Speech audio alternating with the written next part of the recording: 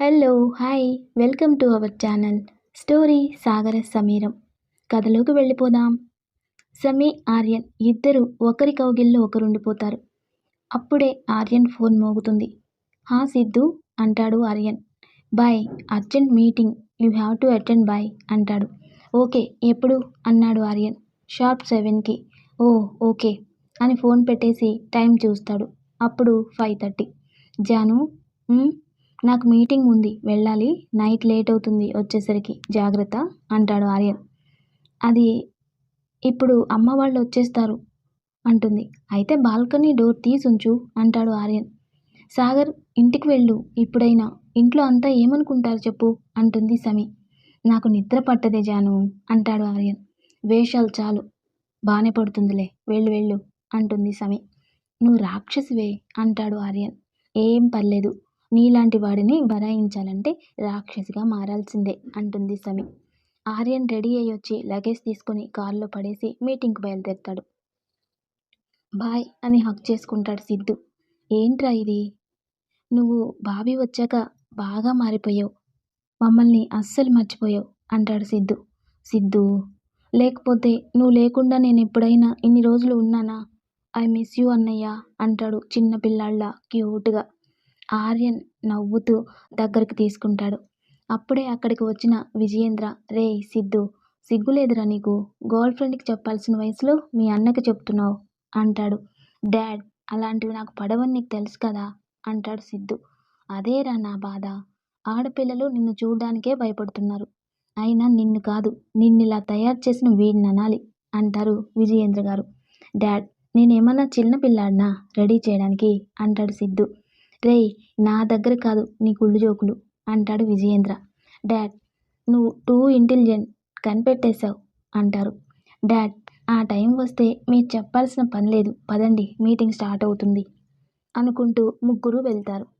సమీ వాళ్ళ అమ్మ, నాన్న, నానమ్మ, తాతయ్య అందరూ వచ్చేస్తారు. నానమ్మ, ఎలా ఉన్నావు అంటుంది సమీ. బాగున్నాను తల్లి, నువ్వెలా ఉన్నావు అంటారావిడ. నేను సూపర్ అంటుంది సమీ. తాతయ్య రండి రండి. సమీ అందరికీ మంచినీళ్ళు, కాఫీ తెచ్చిస్తుంది. అబ్బో, నా మనవరాలు చాలా బుద్ధిమంతురాలయ్యిందే అన్నారు తాతగారు. ఊరుకోండి, నా తల్లి ఎప్పుడూ బుద్ధిమంతురాలే అని వెనకేసుకొస్తుంది వాళ్ళ నానమ్మ. అంతలో వాళ్ళని పలకరించడానికి వస్తారు హర్ష వాళ్ళ ఫ్యామిలీ. వాళ్ళకి కూడా కాఫీ ఇస్తుంది సమీ. ఏంటే, కాఫీ నాకొద్దు, నాకంత ధైర్యం లేదు అంటాడు హర్ష. రేయ్, ఎక్స్ట్రాలు వద్దు, తీసుకో, కాఫీ నేను బాగానే పెడతాను తెలుసా అంటుంది సమీ. ఎవరు, మీ ఆయన చెప్పాడా? తనకి తప్పదు, నాకొద్దు తల్లి అంటాడు హర్ష. రేయ్ అని పక్కన కూర్చుని బలవంతంగా తాగిస్తుంది. ఓసేయ్, కాలుతుంది, మంచినీళ్ళు కాదే అవి కాఫీ, అయినా ఎలా బరాయిస్తాడో పాపం ఆర్యన్ నిన్ను అంటాడు హర్ష. చిన్నప్పటి నుండి తెలిసిన వాడివి, మరి నువ్వే చేసుకుంటా అంటే బాగుండేది కదరా అంటాడు సమీరా వాళ్ళ తాతగారు. తాతయ్య, పొరపాటును కూడా ఆ మాట అనకండి, ఆర్యన్ దీని వంక చూస్తేనే చితక్కొట్టేస్తాడు, పెళ్ళి అంటే ఇక ఏకంగా పైకే, అంత పిచ్చి ఇదంటే, మేడ్ ఫర్ ఈచ్ అదర్ తాతగారు అంటాడు హర్ష. ఏది, అబ్బాయి ఫోటో ఒకసారి చూపించమ్మా అంటారు వాళ్ళ తాతగారు. నా దగ్గర లేదు నాన్నమ్మ, పోనీ ఒకసారి రమ్మని ఫోన్ చెయ్యమ్మా అంటాడు దిలీప్. ఆయన మీటింగ్ ఉందని వెళ్ళారు, లేట్ అవుతుంది వచ్చేసరికి, పొద్దునే ఫోన్ చేస్తాను రమ్మని అంటుంది సమీ. సరే, అందరూ ఫ్రెష్ అయ్యి రెస్ట్ తీసుకోండి, భోజనం నేను పంపిస్తా అంటుంది నీలిమ. ఎందుకు నీలిమ, నీకు శ్రమ, నేను చేస్తానులే అన్నారు కవిత గారు. నాకేం శ్రమ లేదు కవిత, ప్రయాణం చేశారు, రెస్ట్ తీసుకోండి. అవునమ్మా, ఆంటీకి నేను హెల్ప్ చేస్తాలే, మీరు వెళ్ళి ఫ్రెష్ అవ్వండి అంటుంది సమీ. నీలిమ, హర్ష, సమీ కిచెన్లో ఉంటారు. సమీ కూరగాయలు తరుగుతుంటే పక్కన గట్టు మీద కూర్చొని కబుర్లు చెప్తున్నాడు హర్ష. నీలిమ గారు పని చేసుకుంటున్నారు. సమీ, నిన్న ఇవాళ ఫుడ్ ఏం చేసావే? రాత్రంటే బయటికి వెళ్ళారనుకో, మరి మొన్న మధ్యాహ్నం? నేనే చేశా. మరి తిన్నాడా? ఫుల్గా తిన్నాడు. మరి మధ్యాహ్నం? సాగర్ చేశాడు. షాకింగ్గా, ఏంటి, ఆర్యన్ చేశాడా? వెజ్ బిర్యానీ చాలా బాగా చేశాడు తెలుసా అంటుంది సమీ. పాపం, ఎలాంటి వాడిని ఎలా చేసావే, ల్యాప్టాప్ పట్టుకునే చేత్తో గరిట పట్టించావు, నీ వంట తినలేక ఏం చేస్తాడు పాపం వండగా అంటాడు హర్ష. రే, ఏంట్రా, నేను బాగానే వండుతా కదరా అంటుంది సమీ. ఎప్పుడన్నా కిచెన్ మొహం సరిగ్గా చూసావే వండడానికి అంటాడు హర్ష. ఏం కాదు, కావాలంటే సాగర్ని అడగండి చెప్తాడు అని ఫోన్ తీసి ఆర్యన్కి కాల్ చేస్తుంది. ఆర్యన్ మీటింగ్లో ఉండడం వల్ల సైలెంట్లో ఉండి లిఫ్ట్ చేయడు. 2-3 సార్లు చేసినా లిఫ్ట్ చేయడు. "హా, ఆయన మీటింగ్కి వెళ్ళారు, తర్వాత చేస్తా" అంటుంది. నీలిమ వీళ్ళ మాటలు వింటూ నవ్వుకుంటూ త్వరగా కానియండి అంటుంది. వంట పూర్తయ్యాక అందరూ సరదాగా కలిసి భోజనం చేస్తారు. తిన్నాక ఎవరి రూమ్లోకి వాళ్ళు వెళ్ళిపోతారు. సమీ బాల్కనీలో నిలబడి ఆకాశం వైపు చూస్తూ ఉంటుంది. సమీర, నాని, అక్కడేం చేస్తున్నావురా? ఏం లేదు నాని, ఊరికే నిలబడ్డా అని వచ్చి బెడ్ మీద వాళ్ళ నాని పక్కన కూర్చుంటుంది. ఆమె సమీ చేతులు తన చేతుల్లోకి తీసుకొని, ఏంటి తల్లి, ఎందుకో దిగులుగా ఉన్నావు అంటారు. అదేం లేదు నాని అంటుంది సమీ. నా దగ్గర మొహమాటం ఎందుకమ్మా, అబ్బాయి గురించేనా అన్నారావిడ. అది చెప్పకపోయినా నాకు అర్థమవుతుందిలే తల్లి నాని అని భుజం మీద తలవాల్చి, భయమేస్తుంది నాని అంటుంది సమీ. దేనికి నాన్న అన్నారు వాళ్ళ నాని. ఇక్కడ అమ్మ, నాన్న, హర్ష, ఆంటీ, అంకుల్ అందరినీ వదిలి వెళ్ళాలనిపించట్లేదు నాని అంటుంది సమీ. తప్పదు కదా నాన్న, పెళ్ళప్పుడు ఈ బాధ ప్రతి ఆడపిల్లకు సహజమే. తన వాళ్ళందరినీ వదిలి తాళి కట్టిన వాడిని నమ్మి చేయి పట్టుకుని తనకు తెలియని ఒక కొత్త ఇంట్లోకి అడుగు పెడుతుంది. తన ఓర్పుతో, నేర్పుతో, ప్రేమతో ఆ ఇంటినే తన ప్రపంచంగా మార్చుకుంటుంది. ఆ నేర్పు కేవలం మన ఆడవాళ్ళకే సొంతం. నువ్వు భయపడకు, కట్టుకున్నవాడు ప్రేమగా ఉంటే ఏ బాధ నిన్ను చేరదు అని చెప్పారు వాళ్ళ నాన్ని. నా పెళ్ళి ఎలాగో జరిగింది, నీకు తెలుసు కదా నాని. నా అభిప్రాయాలకు విలువ లేకుండా మెళ్ళో తాళి కట్టి నన్ను తన సొంతం చేసుకోవాలనుకోవడం ఎంతవరకు కరెక్ట్? నేను మనస్ఫూర్తిగా అతనికి భార్యగా మారలేను నాని అంటుంది సమీ.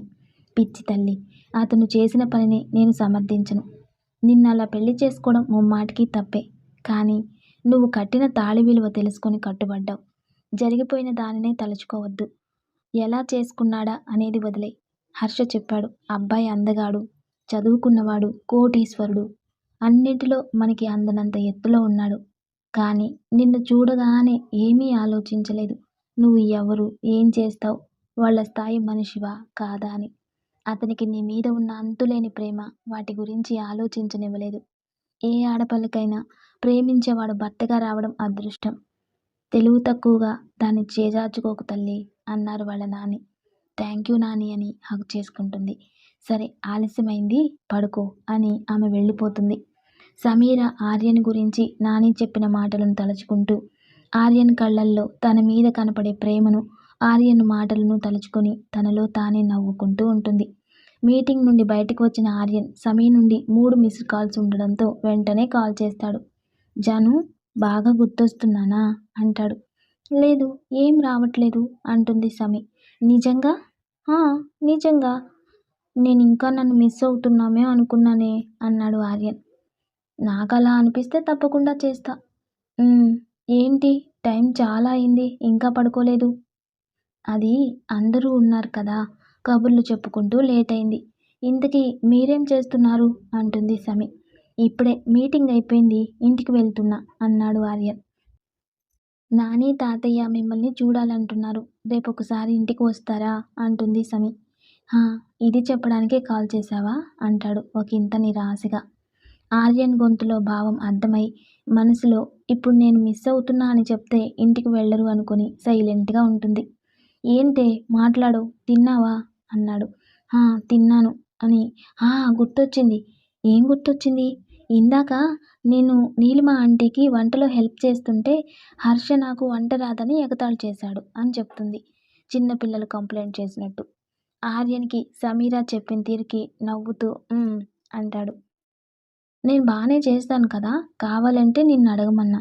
నీకు కాల్ చేస్తేనేమో నువ్వు లిఫ్ట్ చేయలేదు. నేను బాగా వండలేదా అంటుంది సమీ. నేను అలా అనలేదు కదా జాను అన్నాడు ఆర్యన్. సరే అయితే, ఇప్పుడు హర్షకి కాల్ చేస్తా, నువ్వు చెప్పు నేను చేసినవి బాగున్నాయని అంటుంది సమీ. ఇప్పుడా? టైం ఎంత అయిందో చూసావా? ఈ టైంలో ఎందుకు, రేపు చేస్తాను. నో, ఇప్పుడే చెప్పాలి అంటుంది మొండిగా సమీ. జాను, ఏంటి మొండితనం, రేపు పక్కా చెప్తాను నాన్న అంటాడు ఆర్యన్. లేదు, ఇప్పుడే చెప్పు అని ఫోన్ హర్షకి కలిపి కాన్ఫరెన్స్ పెడుతుంది. హర్ష నిద్రలో చూసుకోకుండా లిఫ్ట్ చేసి, హలో, ఎవరు అంటాడు. నీ గర్ల్ ఫ్రెండ్ని బే. నాకు అంత అదృష్టమా అని నెంబర్ చూస్తాడు. ఏం పాపం, నా పక్కనే ఎప్పుడు ఒక దెయ్యం ఉంటుంది. దాని పేరు సమీర. దాని దెబ్బకి నాతో ఏ అమ్మాయి మాట్లాడదు. రేయ్ సన్నాసి, నన్ను దెయ్యం అంటావా అంటుంది సమీ. మరి అర్ధరాత్రి ఫోన్ చేస్తే ఇంకేమంటారే అంటాడు హర్ష. వాళ్ళ మాటలకు ఆర్యన్కి నవ్వొస్తుంది. రేయ్, నా చేతిలో నీకుందే. ముందు ఎందుకు చేశావో చెప్పవే. అయినా బయటికి వెళ్ళాలంటే మాత్రం ముందే చెప్తున్నా, నేను రాను అంటాడు హర్ష. అందుకు కాదులే, సాగర్ లైన్లో ఉన్నాడు. ఇందాక నా వంట గురించి కామెంట్ చేసావుగా, ఇప్పుడు విను అంటుంది సమీ. ఆర్యన్ లైన్లో ఉన్నాడా? ఓసే, ఇంత సిల్లీగా ఎలా బిహేవ్ చేస్తావు? ఇప్పుడు నీ వంట గురించి చెప్పడం అంత ముఖ్యమానే? నీకెప్పుడు అనిపిస్తే అప్పుడు ఇలా తింగర పనులు చేయడానికి చిన్నపిల్లవు కాదే నువ్వు అంటాడు హర్ష. నోర్ముయ్. సాగర్, నువ్వు చెప్పు, నేను బాగానే వండాను కదా అంటుంది సమీ. జాను, నువ్వేం చెప్తే అదే కరెక్ట్ అంటాడు ఆర్యన్. ఏంటి ఏంటి ఆర్యన్, అది చెప్పమంది చెప్పడమే కానీ దాని బొంద దానికేమొచ్చు అంటాడు హర్ష. నాకు తప్పదు కదా అంటాడు ఆర్యన్. అంతేలే, ఇన్ని రోజులు ఫ్రెండ్గా నేను బలి, ఇక నుండి భర్తగా ఆ బంపర్ ఆఫర్ నీది. రియల్లీ ఐ పిటీ యు యార్ అంటాడు హర్ష. ఏంటి మీ ఇద్దరు ఏం మాట్లాడుతున్నారు? నిజాలు అంటాడు హర్ష. సాగర్, నువ్వు కూడా వాడితో కలిసిపోయి నన్ను అంటావా? నేను అసలు నీతో మాట్లాడను పో అంటుంది సమీ. జాను, ఐఎమ్ జస్ట్ జోకింగ్ యార్ అంటాడు ఆర్యన్. నువ్వు అస్సలు మాట్లాడకు అని కాల్ కట్ చేసేస్తుంది సమీ. హర్ష సమీ గురించి తెలిసి సైలెంట్గా పడుకున్నాడు. ఆర్యన్ మాత్రం సమీకి కాల్ చేస్తాడు. సమీ కాల్ కట్ చేసి డోంట్ కాల్ మీ అని మెసేజ్ పెడుతుంది. పొద్దున్నే రెడీ అయి ఆఫీస్కి రెడీ అయి వస్తారు ఆర్యన్, సిద్ధు. హాయ్ అన్నయ్య, ఎప్పుడొచ్చావు? రాత్రి కొంచెం లేట్ అయింది. మంజు వైపు చూసి సిరికి ఏమైందని సైగ చేస్తాడు ఆర్యన్. సిరి చిన్నగా మామ్ నీ మీద అలిగింది. అక్కడ జాను, ఇక్కడ మామ్, ఇద్దరే అనుకుంటాడు ఆర్యన్. మంజులని కూల్ చేయాలని కోరపోయినట్టు దగ్గుతాడు ఆర్యన్. మంజుల వెంటనే తల మీద తడుతూ చిన్నగా ఆర్యన్కి మంచినీళ్ళు తాగిస్తుంది. అమ్మా, చట్నీలో ఇంత కారం వేసింది ఎవరమ్మా అంటాడు ఆర్యన్. రాజీ చేసింది నాన్న. బాగా మంటగా ఉందా? హా అని తల ఊపుతాడు. టేస్ట్ లేనప్పుడే అనుకున్నా నువ్వు చేసింది కాదు అని అంటాడు సిద్ధు. నిన్నే చేశా నీకోసం, తిను మంటపోతుంది అని మంజు గులాబ్ జామ్ తెచ్చి ఆర్యన్కి తినిపిస్తుంది. ఆర్యన్ తినేసి లవ్ యూ అమ్మా అని వెళ్ళిపోతాడు. సిద్ధు, మా నాకు. మంజు సిద్ధుకి కొంచెం తినిపించగానే ఆర్యన్ హార్న్ వేస్తాడు. సగం నోట్లో పెట్టుకొని వెళ్ళిపోతాడు సిద్ధు. డైనింగ్ టేబుల్ దగ్గర అందరూ మంజులను చూసి నవ్వుతూ ఉంటారు. ఎందుకు అందరూ అంతా నవ్వుతున్నారు అంటుంది మంజుల. పిచ్చమ్మా, నువ్వు అలిగి మాట్లాడట్లేదని నీ కొడుకులిద్దరూ నీకు బాగా మస్కా కొట్టి వాళ్ళతో మాట్లాడేలా చేశారు. చా, అవును కదా, వీళ్ళిదంతా ఆ సిద్ధుగాడి ఐడియానే అయి ఉంటుంది అంటుంది మంజుల.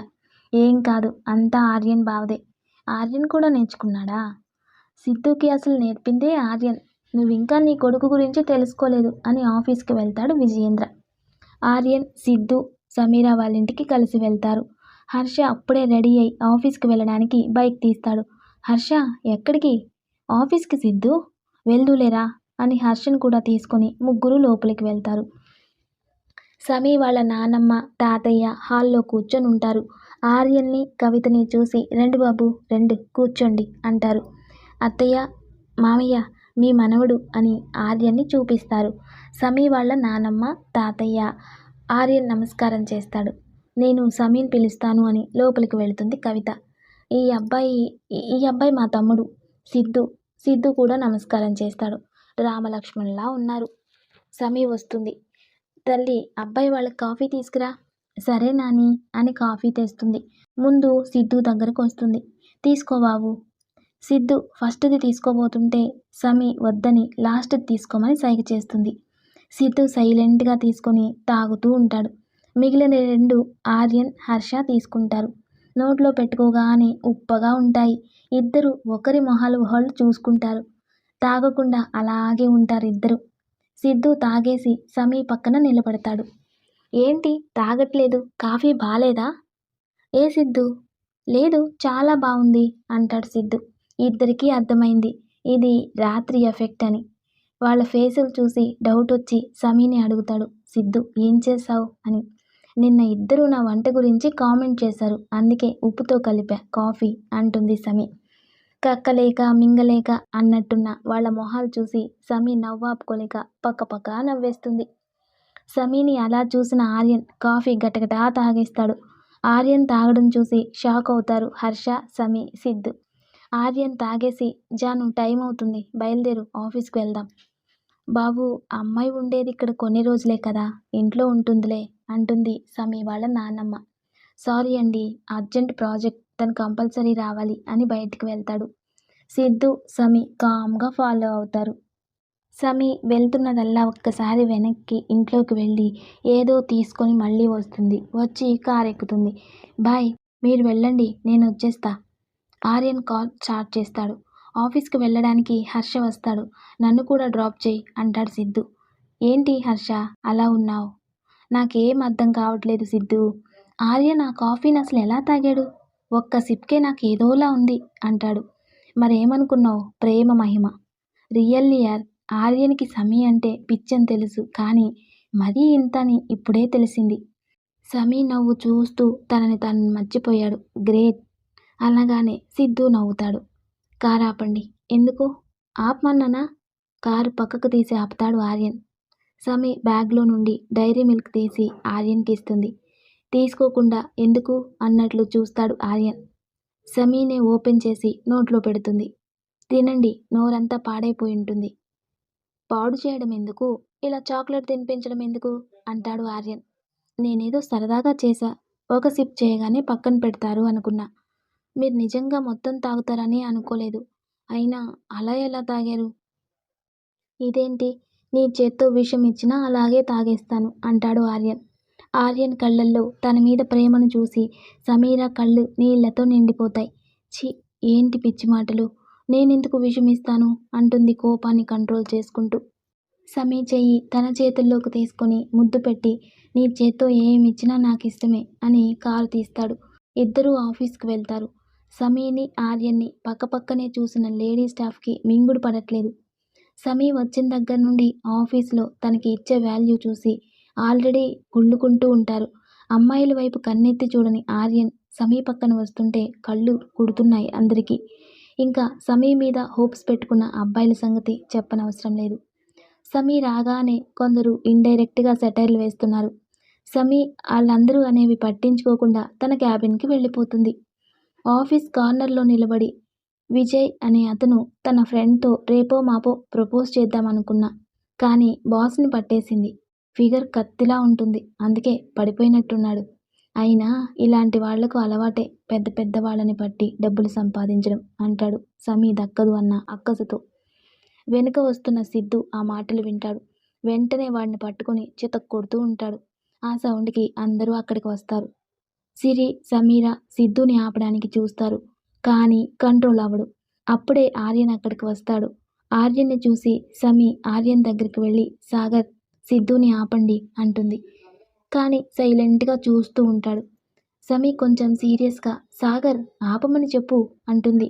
అందరూ షాక్గా సమీ వైపు ఆర్యన్ వైపు మార్చి మార్చి చూస్తూ ఉంటారు. సిద్ధు, ఆర్యన్ మాట వినగానే సిద్ధు ఆగిపోతాడు. బాయ్, ప్లీజ్, వాడిని అస్సలు వదలను. వద్దు సిద్ధు, వదిలేయ్. అసలు ఎందుకు అలా కొడుతున్నావు? పాపం ఏం చేశాడు అన్నాడు ఆర్యన్. ఆర్యన్ వాడి దగ్గరికి వచ్చి జీతాలు ఇస్తుంది పని చేయడానికి, నోరు పారేసుకోవడానికి కాదు అని మేనేజర్ వంక చూస్తాడు. Okay sir. ఆర్యన్ సమీ భుజం చుట్టూ చెయ్యి వేసి, she is Mrs Sagar Aryan Varma. ఇంకెప్పుడు ఎవ్వరూ తన గురించి మాట్లాడినా ఊరుకోను అని అందరికీ స్ట్రాంగ్ వార్నింగ్ ఇచ్చి సమీని సిరిని తీసుకొని వెళ్తాడు. సిద్ధు కూడా వాళ్లతో వెళ్తాడు. ఆఫీస్లో అందరూ సమీర ఆర్యన్ వైఫ్ అని తెలిసి పిచ్చ షాక్లో ఉంటారు. అసలు పెళ్ళెప్పుడు జరిగిందా అని తెగ చించుతారు. కానీ మాట్లాడితే ఎక్కడ ఆర్యన్కి కోపం వస్తుందో అని సైలెంట్గా పని చేసుకుంటూ ఉంటారు. సిద్ధు, ఏంటి నువ్వు చేసిన పని? అలా కొట్టచ్చా? నోటికొచ్చినట్టు వాగుతుంటే ఊరుకోవాలా అంటాడు సిద్ధు. సమీ, షటప్. నువ్వు ఈ ఆర్యన్ వర్మ భార్యవి. ఎవడు పడితే వాడు నోరు పారేసుకుంటే ఎలాగే? ఇలాగే చేత్తో చెప్పాల్సి వస్తుంది, ఊరుకో అంటాడు ఆర్యన్. అందరూ ఎవరి పనిలోకి వాళ్ళు వెళ్ళిపోతారు. సాయంత్రం వర్క్ అయిపోయిందని సమీ బయలుదేరుతుంది. ఆర్యన్ ఫోన్ చేసి క్యాబిన్ రమ్మంటాడు. సమీర అందులో వెళ్తుంది. సాగర్, ఏంటి రమ్మన్నావు అంటుంది సమీ. ఎక్కడికే బయలుదేరావు అంటాడు ఆర్యన్. వర్క్ అయిపోయింది కదా ఇంటికి అంటుంది సమీ. కాసేపుండు బయటికెళ్దాం అంటాడు ఆర్యన్. ఇంట్లో నానమ్మ వాళ్ళున్నారు వెళ్ళాలి అంటుంది సమీ. సమీ చెయ్యి పట్టుకొని ఎంతసేపు వాళ్ళ గురించి వీళ్ళ గురించేనా, నా గురించి కూడా కొంచెం పట్టించుకోవచ్చు కదా అంటాడు. పట్టించుకోవడం అంటే ఏం చెయ్యాలో అంటుంది సమీ. "హ్మ్, ఏం చెయ్యాలి అంటే దగ్గరికి తీసుకుని ఒక ముద్దు పెట్టొచ్చు, ఒక హగ్ ఇవ్వచ్చు, ఇంకా కావాలంటే ఏమైనా ఇవ్వచ్చు అంటాడు ఆర్యన్. హాహా ఇంకా అంటుంది సమీ. చెప్పనా లేక చేసి చూయించనా అంటాడు ఆర్యన్. హలో ఇది ఆఫీస్ అండి అంటుంది సమీ. అయితే నైట్కి ఇంటికి వస్తాలే అప్పుడు చెప్తా అంటాడు ఆర్యన్. అంత లేదు ఇంట్లో అందరూ ఉన్నారు, అలాంటి పనులు అస్సలు చేయొద్దు అంటుంది సమీ. కష్టమే ఇంకా 3 డేస్ అంతే. అంతలో సిరి లోపలికి వస్తుంది. అది చూసి చెయ్యి లాగేసుకుంటుంది సమీ. సమీ వెళ్దామా? హా సిరి, అన్నయ్యకి చెప్పావా? ఏంటి అన్నట్టు సమీ వంక చూస్తాడు. రేపటి నుండి నేను ఆఫీస్కి రాను. ఆర్యన్ సీరియస్గా సమీ వైపు చూస్తాడు.